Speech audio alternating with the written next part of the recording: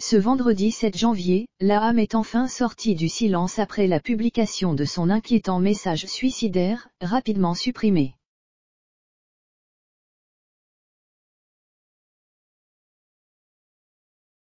L'artiste se faisant d'ailleurs recadrer par Sylvie Ortega trouvant ses propos pas vraiment appropriés.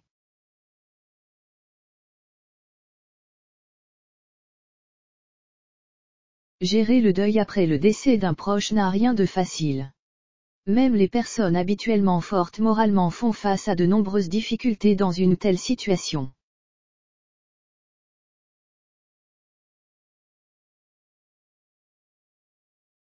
Et ce n'est sans doute pas Laham qui va dire le contraire. L'artiste annonçant il y a quelques mois le décès de son mari, Robert Subert, qui a souffert le martyre d'un cancer du pancréas à vomir ses excréments pendant 26 jours dans de terribles souffrances horribles à attendre sa mort, tout maigre.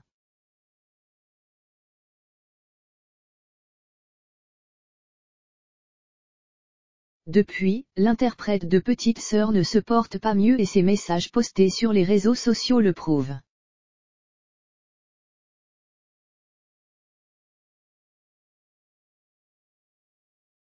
Non, je ne vais pas bien, je n'irai plus jamais bien. Je mange pour oublier. Je ris pour survivre, rien de plus.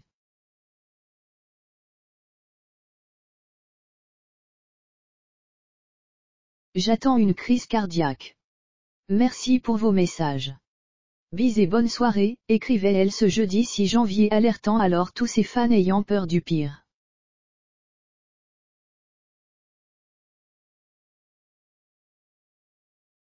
Un texte très inquiétant que Laham supprimait très rapidement avant de prendre la parole et s'expliquer sur ses mots, ce vendredi 7 janvier sur Instagram.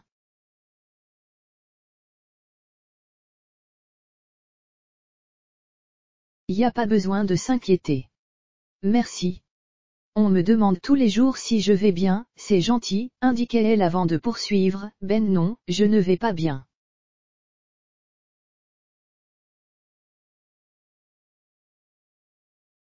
Mais ça ne veut pas dire que je vais m'ouvrir les veines avec une Laham, sick. Attendre la mort, attendre son tour, attendre une crise cardiaque, ça ne veut pas se dire se suicider.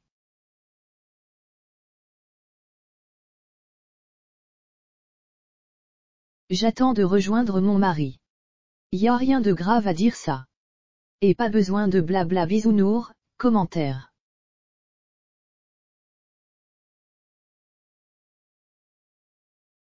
Merci. J'ai 50 ans, je suis adulte. Sylvie Ortega, l'ancienne belle-fille de Sheila, connaissait la même situation en 2017, rappelaient nos confrères de Voici.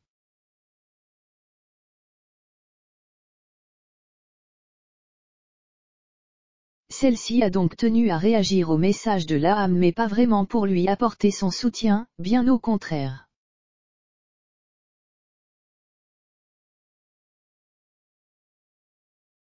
Pardonne-moi Laham, mais avec tout le respect que j'ai pour toi, tu postes des messages insensés, perturbants et déprimants qui nous alertent tout, débutait-elle avant de se montrer un poil violente dans ses propos, sans doute pour faire réagir l'artiste. Je sais que c'est la douleur qui te fait faire cela, mais en faisant cela tu entretiens tes fans à s'apitoyer sur ton sort.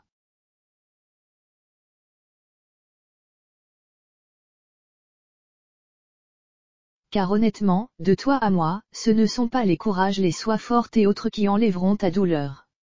Un moment il faut prendre sur soi et de savoir souffrir en silence.